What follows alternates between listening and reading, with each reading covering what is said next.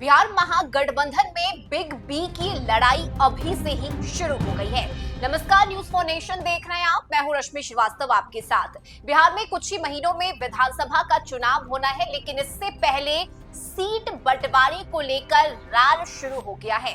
एक तरफ जहां मुकेश सहनी की पार्टी ने 60 सीटों पर चुनाव लड़ने का ऐलान किया है, तो वहीं दूसरी तरफ कांग्रेस का कहना है कि हम 70 सीट से कम पर नहीं मानेंगे। यानी गठबंधन में बिना किसी बातचीत के सीट के बंटवारे को लेकर दावे अभी से ही शुरू हो गए हैं और यही वजह है कि सीट को लेकर जो लड़ाई चल रही है, इसे लेकर एनडीए के नेता मजे ले रहे हैं और साथ ही साथ तंज भी कसते हुए नजर आ रहे हैं। ऐसे में सवाल ये है कि आखिर सीट के बंटवारे को लेकर सामंजस्य कैसे बिठाया जाएगा और क्या फैसला तेजस्वी यादव, लालू यादव की तरफ से लिया जाएगा, क्योंकि ये कहना हमारा नहीं बल्कि आरजेडी के नेताओं का है। आरजेडी के नेता अब खुले मंच से मीडिया के सामने आकर इस बात का ऐलान कर रहे हैं और ये कह रहे हैं कि सीट के बंटवारे पर क्या अंतिम फैसला होगा,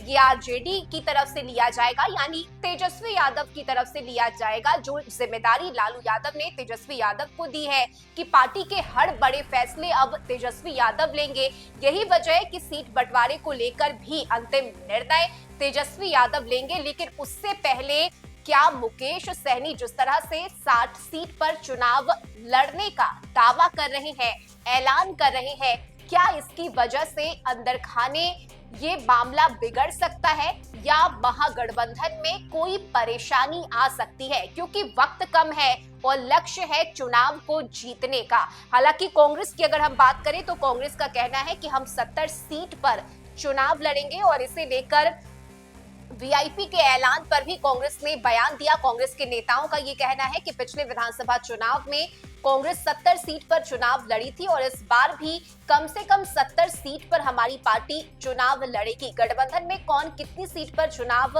लड़ने की बात कह रहा है, इससे कांग्रेस का कोई लेना देना नहीं है।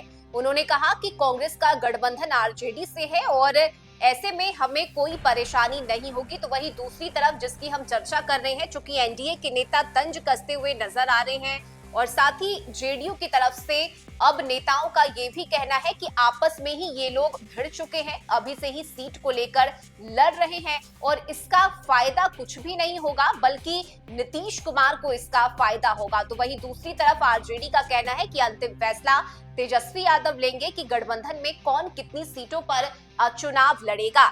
लेकिन एक तरफ अगर देखा जाए तो महागठबंधन में सीट के बंटवारे को लेकर पेच अभी से ही फंसा हुआ है और कौन कितनी सीट पर अपने उम्मीदवार को उतारेगा, इसे लेकर सवाल भी उठने लगे हैं। चूंकि वक्त बहुत कम है और तेजस्वी यादव इस बार नुकसान सहने की स्थिति में नहीं है और वो चाहते हैं कि किसी भी तरह वो विधानसभा का यह चुनाव जीत जाए और यही वजह है कि इस बार सीट के बंटवारे को लेकर पेच फंस सकता है। वहीं दूसरी तरफ अगर हम कांग्रेस की बात करें तो देखिए, लगातार 3 महीने में तीसरी बार राहुल गांधी बिहार दौरे पर आए हैं और अपनी पैठ बनाने की कोशिश कर रहे हैं, ये जताने की कोशिश कर रहे हैं कि अगर महागठबंधन में बिग बी के रोल में कोई है तो वो कांग्रेस है। और यही वजह है कि अपने बिहार दौरे के जरिए एक संदेश राहुल गांधी बिहार की जनता तक ही नहीं बल्कि आरजेडी को भी देना चाहते हैं कि चाहे कुछ भी हो जाए, कांग्रेस 70 सीट से कम पर मानने को तैयार बिल्कुल भी नहीं है। ये बड़ा दिलचस्प होगा देखना कि आगे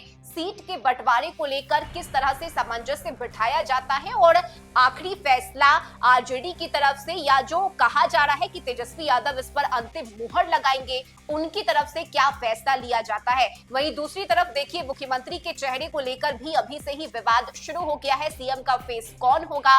तेजस्वी यादव के चेहरे को चूंकि हर कोई स्वीकार नहीं कर रहा है, कांग्रेस के नेता बगावत कर रहे हैं। कांग्रेस का कहना है कि आलाकमान का ये फैसला होगा कि महागठबंधन का मुख्यमंत्री कौन होगा। हालांकि ये बाद की बात है, पहले तो सीट के बंटवारे को लेकर सब कुछ ठीक करना होगा और कौन कितने सीट पर अपने उम्मीदवार को उतारेगा, ये देखना बड़ा दिलचस्प होगा। और जैसे जैसे चुनाव नजदीक आ रहा है, ये राजनीतिक जो हलचल बिहार से देखने को मिल रही है, जिस तरह से सियासी तापमान में उबाल देखने को मिल रहा है, इसका एक बड़ा ही दिलचस्प असर बिहार में होता हुआ नजर आ रहा है। और जनता भी बैठकर ये सब कुछ देख रही है कि आखिर महागठबंधन में किस तरह से सीटों का बंटवारा किया जाता है। हमें भी इंतजार रहेगा कि कांग्रेस और जिस दावे के साथ वीआईपी अब सामने आई है, मुकेश सहनी ने बहुत पहले ही इस बात का ऐलान कर दिया कि हम 60 सीटों पर अपने उम्मीदवार को उतारेंगे। ऐसे में किस तरह से सब कुछ ठीक किया जाता है महागठबंधन के अंदर और क्या सीटों का बंटवारा होता है, क्या रेशियो तय किया जाता है,